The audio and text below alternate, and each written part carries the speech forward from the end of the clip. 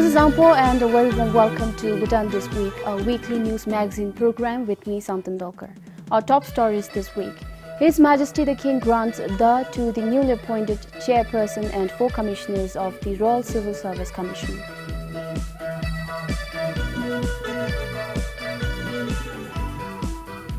Bhutan records the highest tourist arrivals last year.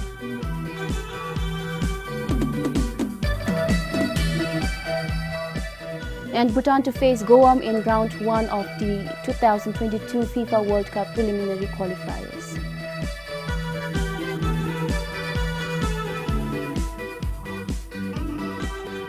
His Majesty the King granted the to the newly appointed chairperson and 4 commissioners of the Royal Civil Service Commission at the Tashichozong on Wednesday. Karma Hamudoji, one of the former commissioners with the Royal Civil Service Commission, has been appointed as the new chairperson of the commission. The 4 newly appointed commissioners are Dr. Ugen Tsewang, who served as Chief HR Officer under the Labour Ministry; Sring Yangden, formerly the Director of Jimidoji Wangchu National Referral Hospital; Dhanapati Mishra, who was an Associate Professor with the Royal Institute of Management; and Lindup Wangchu, who has been reappointed as a Commissioner with the RCSC. Article 26, Section 3 of the Constitution of the Kingdom of Bhutan states that the term of office of the chairperson and members of the Commission shall be 5 years or until they attain the age of 65 years, whichever is earlier. The preceding chairperson and 4 members of the Commission successfully completed their 5-year terms last month. For Santandolkar, this is Pasangdoji for BBS News. Unlike the Third Pay Commission report, this time the recommendations should be submitted to the Parliament as a report and not as a money bill. The Pay Commission is proposing this, keeping in view the definition of money bill as reflected in the Public Finance Act. The Commission's first 2 reports were also submitted to the Parliament as a report and accordingly endorsed. The Public Finance Act defines money bill as a bill containing provisions for government spending and increasing of any tax or abolition and reduction of any existing tax. Considering this definition, the Pay Commission's report does not impose, eliminate, alter or regulate any taxes or regulate money borrowed or guarantee given by the government. The report is tabled in Parliament for it to set out any conditions or modifications on the submitted recommendations. As per the Commission's report, tabling the recommendations as a money bill, which will later be endorsed to an act, will lead to 2 issues that may not be in agreement with the provisions of the Constitution. As per Article 30 of the Constitution, both the houses enjoy equal authority on the Pay Commission report. However, if presented as a money bill, the National Council will have no authority. It can only provide recommendations and the National Assembly may approve or reject. Similarly, bills are approved by the Parliament, after which the Executive may not supersede the provisions. However, in case of the Pay Commission's recommendations, if presented as a money bill and endorsed as an act, the final authority to implement it will still remain with the Cabinet or the Executive, thus contradicting with the Constitution. Sunampem for BBS News. The Bangladeshi Health and Family Welfare will send medical doctors, specialists and subspecialists to Bhutan to address the health workforce shortages in Bhutan. To this effect, Bhutan's Health Ministry and the Bangladeshi Health and Family Welfare signed a memorandum of understanding in Dhaka recently. Bhutan's Health Secretary, Dr. Ugen Dofu, and his Bangladeshi counterpart signed the document at the office of the Bangladeshi Prime Minister.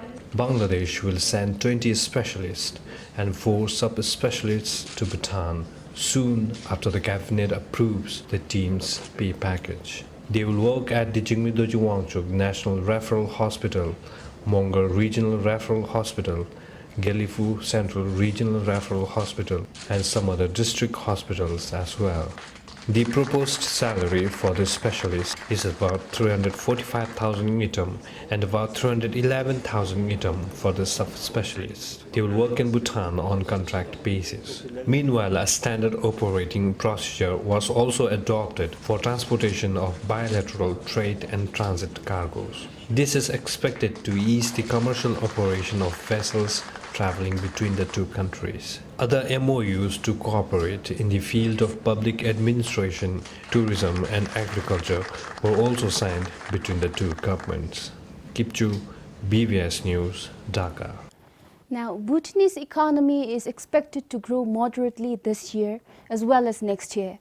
According to the Asian Development Bank's recent report, the forecast is mainly based on the development in the industry and service sectors. The growth forecasts are at 5.7% this year and 6% in 2020. This is due to the expected completion of the Mangdechu hydropower plant, strengthening of private spending, and increased government spending to implement the 12th five-year plan. We see that there could be risk of this moderate growth trend if Mangdechu hydropower commission would be further delayed in commissioning. Plus, there could be a risk also that if the production capacity is lower than expected. Inflation is expected to rise moderately from 3.6% in 2018 to 4% next year. Although lower international oil price forecasts will help keep inflation at bay, the report states the planned revisions to civil service salaries and minimum wage might push up inflation. So there will be a moderate inflation. We are aware of this anticipated pay rise, although we haven't really incorporated into our model yet. We are waiting to see the final decision and the extent of pay rise before we can put the actual number into the model. And it should lead into the forecast of greater inflation in the medium term. The country's current account deficit, or the difference between import and export of goods and services, will continue to narrow. The trend is attributed to declining imports with the slowing of hydropower construction and a 6-month break in capital expenditure as the country transitioned to a new government. It is expected to shrink further with the high export revenue from Mangdechu Hydro Project Authority. Meanwhile, strengthening domestic resources towards better funding of development remains a challenge. To this, the report recommends reduction of fiscal incentives, particularly tax reforms, to raise government revenues and discourage unrestricted investors, while not deterring those who see solid business opportunities in the country. This is Ringdandu for BBS News. Bhutan recorded the highest tourist arrivals last year with over 274,000 guests visiting the country. This means an increase of over 7% compared to 2017. This is according to the Bhutan Tourism Monitor Report of 2018. Of the total arrivals, more than 71,000 visitors were international tourists, while more than 200,000 were regional tourists. Going by the Bhutan Tourism Monitor 2018 report, visitors from the United States of America were the top visitors among international arrivals, while tourists from India remained the highest regional visitors. Compared to 2017, revenue from tourists also increased by about 7%. Of the total tourism receipt from international tourists of over $85 million, more than $26 was direct revenue for the government. The publication states the country's festival as the biggest tourist attraction. The report also stated that majority of tourists came to Bhutan for holiday, leisure and recreation. Despite the growth, TCB states that the country still faces a problem of seasonality, meaning only certain months see good numbers of visitors and unbalanced regional spread. Creating around 27,000 jobs, tourism sector is the highest employer and second highest revenue contributor in the country today. This is Sonam Chotan for BBS News. A Bhutanese delegation led by the Labour and Human Resources Minister left for Japan on Tuesday.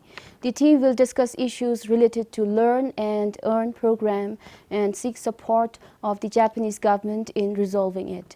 They will also explore other opportunities for Bhutanese youths. The delegation will be meeting with Japan's Minister of Justice, Minister of Health, Labour and Welfare and the Parliamentary Vice Minister for Foreign Affairs. They will also meet with the President of the Office of the Technical Intern Training Program, Language Institutes and Bhutanese youths in Japan. The discussions and debates over the relevance of Gedrung's post have been put to rest, at least for some time more. The Home Ministry extended their term in office by another 3 years. The Cabinet Secretariat issued this directive on 11th April. The Cabinet decided to extend Gedrung's term by another 3 years, in keeping with the resolution of the first session of the Third Parliament. The National Assembly in January this year decided to retain the post of Gedrungs. If circumstances are favorable, the House even decided to regularize their contracts as civil servants. Before the recent notice, the Gedrungs or Geok clerks were working on a 3-month extended contract till June this year. The extension came against the concerns local leaders raised. They reasoned doing away with the post would hamper smooth functioning of Geok offices and public service delivery. Today, Gedrungs are tasked with drafting letters and legal documents and collecting taxes, among others. As per a directive from the Home Ministry in October last year, the Geok administrations were supposed to relieve Gedrungs by last month. During one of the recent Friday meet sessions, the Home Minister said, like the local leaders, the government also deemed the post necessary and the ministry will draft terms and reference for the post during the extended 3 months period. The issue of doing away with the post of Gedrung surfaced after the Royal Civil Service Commission's organizational development exercise in 2016 found the post unnecessary. Pupdiem for BBS News. Bhutan is one of the only 12 countries in Asia that is home to the snow leopards. However, due to human encroachment for poaching and retaliatory killings, the endangered cats are losing their habitat. To address this issue, for the first time in the country, Jigmedoji National Park has involved community members in Paro towards conserving snow leopards. Villagers of Yaksa community in Tentokyo lose several of their yaks to snow leopards every year. The village has 26 households looking after around 1,500 yaks. In the past, frustrated yak hunters used to set traps. Today, with the snow leopard conservation group in place, locals are compensated for their loss and the community is engaged more towards conserving the animal. In the past, we didn't insure our yaks and we didn't get anything. Snow leopards used to kill the yaks and people would get angry and try to kill the snow leopards. Today we can take the meat and we also get 3,000 miltram as compensation. People are calm and they take the photographs of dead yak and send it to the group. Besides the compensation, the park, with the help of Bhutan Foundation, also provides members with incentives such as tents and cream separators. The conservation group was formed in 2016 with just 14 households. Today, the number has increased to 21. The government used to pay compensation, but people of Yaksa never got it. So we discussed with the people and decided to start an insurance scheme. Park has given 500,000 Newton and Thangtangka campsite gave 100,000 Newton. And people insured their yaks. So in total, we had around 700,000 Newton. We have deposited the amount in the bank and compensate the deaths of yaks from the interest.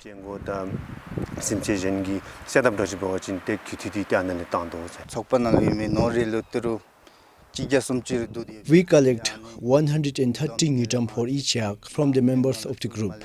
We deposit it in the bank and we compensate the people from the interest. We get 3,000 Newton per yak.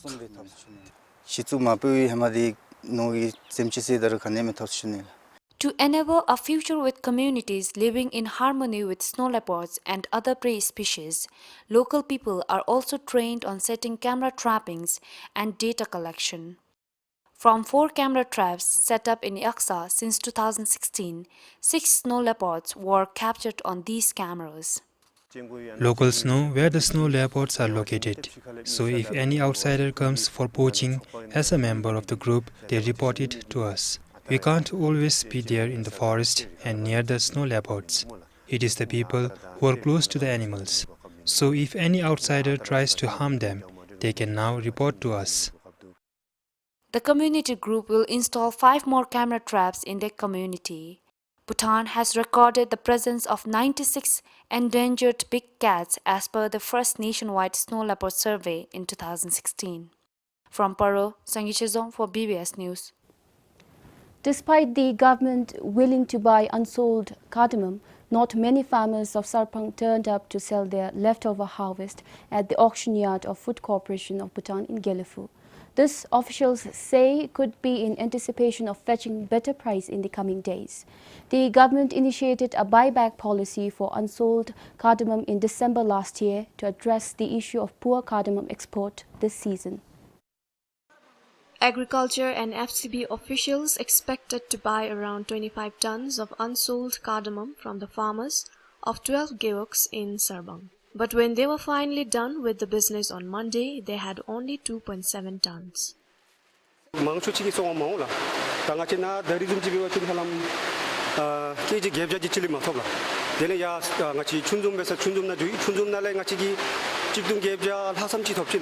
An official from the FCB said the poor turnover is because farmers are not happy with the prices offered.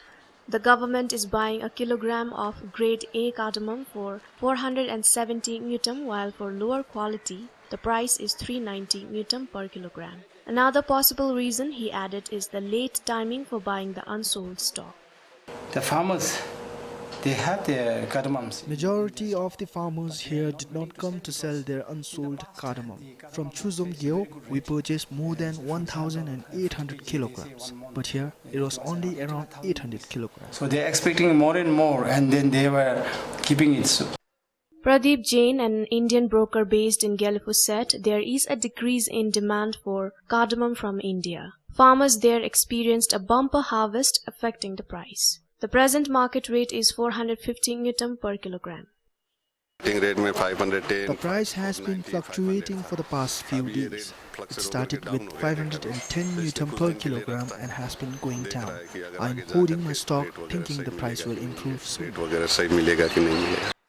The purchased cardamoms are sent to Fenceling FCB for grading, curing and drying before exporting it to India and the Middle East countries. For the buyback scheme this season, the government has allocated 50 million Newton. For Karmawangde in Sarbang, Sunampem for BBS News.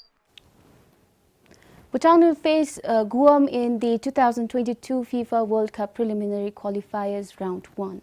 The official draw was held at the Asian Football Confederation House in Malaysia on Wednesday. 12 national teams ranked from 35 to 46 in the AFC will participate in the preliminary qualification round 1.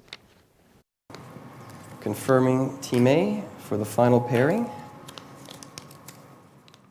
In the first game of the qualifiers, Bhutan will host Guam at the Changnimitang National Stadium on 6th of June. So we're still under a selection process where we have more than 50 players who have been training right now. It's been almost 1 month training, and also on the selection process.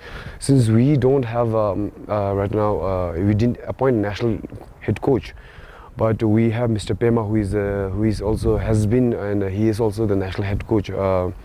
For now, the interim head coach is Mr. Pema, who is doing all the selection with the help of our research and technical department, with the help of the technical director.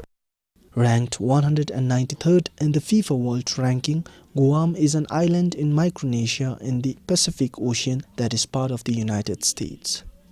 The winner of the two-legged competition will qualify for the second round scheduled to be played in September this year. Guam is a very tough opponent. They are very strong. Maybe they are ranked below us, which is in 193, and we are 186, but they're really strong, because the reason why they're strong is most of their players they play in America. Like 3 or 4 players they play in the American football soccer league. So I think they are one of the favorites to qualify also. Despite this, the Bhutan Football Federation is optimistic of a positive result from the qualifiers. We're not giving up a hope. We will prepare for that. I think we are preparing well also. We'll prefer that, and we want to win also. We want to give a surprise. So we're not backing out, or we're not scared, or we're not taking anything away from our boys. We are working hard, and we'll give our best, and I think we'll in the home we can win. Bhutan first played the Guamanian side in 2003. Bhutan had thrashed Guam by 6 goals to nil. Now in the second encounter 16 years later, although it may be too early to predict the result, there is some encouragement the Dragon Boys can take from the first game. This is Pasang Duji for BBS News. Well, that's all we have for this week. See you next time. Until then, this is Samtan Dolkar saying goodbye.